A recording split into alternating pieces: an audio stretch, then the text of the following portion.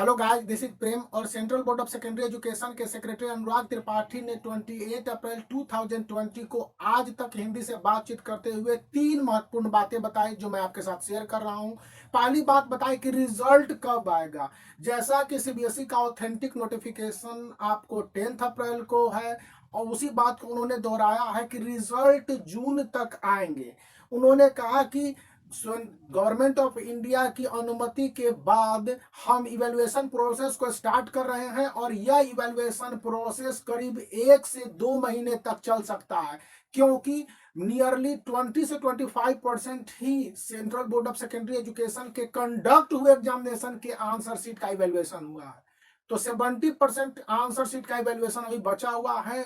इनके इवैल्यूएशन के बाद ही रिजल्ट निकलने की संभावना है, तो जून लास्ट होने की पूरी उम्मीद है। दूसरी बात उन्होंने बताई कि जो क्लास 10th और क्लास 12th के पोस्टपोन्ड एग्जामिनेशन है, उनमें से क्लास 10th के पोस्टपोन्ड एग्जामिनेशन नहीं होंगे।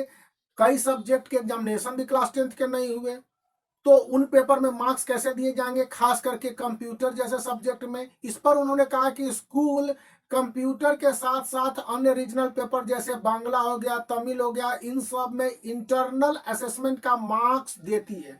उनके आधार पर स्टूडेंट के मार्क्स देकर रिजल्ट को पब्लिश किया जाएगा। थर्ड और सबसे महत्वपूर्ण बात बताई कि दिल्ली के करीब 88 सेंटरों पर क्लास 10th और क्लास 12th के बोर्ड एग्जामिनेशन नहीं हुए दंगा वगैरह के कारण। तो क्या ये एग्जामिनेशन रिकंडक्ट होंगे?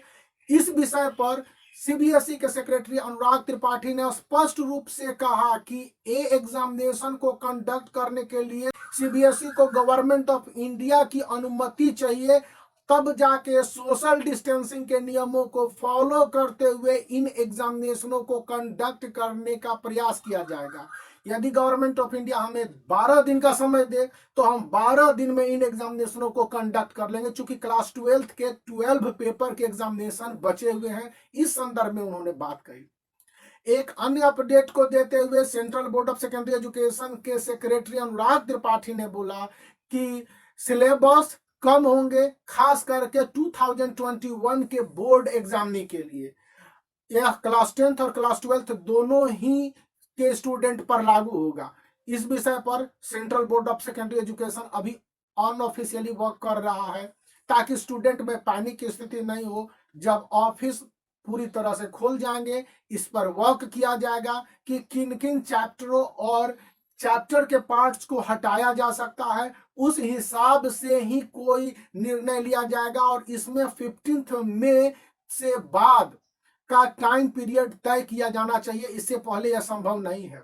इसके साथ central Board of Secondary education ने स्टूडेंट से रिक्वेस्ट किया कि stay at home, stay focused on future studies. CBSE will always do justice for the student, not injustice. मतलब आप समझ रहे हैं कि कॉपी के एवेल्युएशन का वर्क जो भारत के education minister doctor Ramesh Pokhriyal Nishank साहब ने कहा है, उसके आधार पर प्रॉपर गाइडलाइंस के साथ अच्छे तरीके से चेक होंगे। और इसके लिए वीडियो भी आपको आई बटन में दिख जाएगा। उन्होंने नीट और जेई के एग्जामिनेशन को लेकर कहा कि देश और दुनिया की स्थिति ठीक नहीं है। देश और दुनिया की स्थिति मतलब इस समय कोविड-19 के संक्रमण का दौर है, इसलिए जेई मेंस, जेई एडवांस और नीट जैसे एग्जामिनेशन कब तक पोस्टपोन्ड आगे के लिए होते रहेंगे कहना मुश्किल है। बहुत बड़ा संकट यूपीएससी के पीटी जो मई के लास्ट में होना था उस पर भी, लेकिन CBSE class 10th class 12th के स्टूडेंट के लिए रिजल्ट और उनके आंसर शीट के एवेल्युएशन को लेकर कहा कि स्टूडेंट के साथ जस्टिस होगा। और इसके लिए make the black thumb blue and subscribe the channel.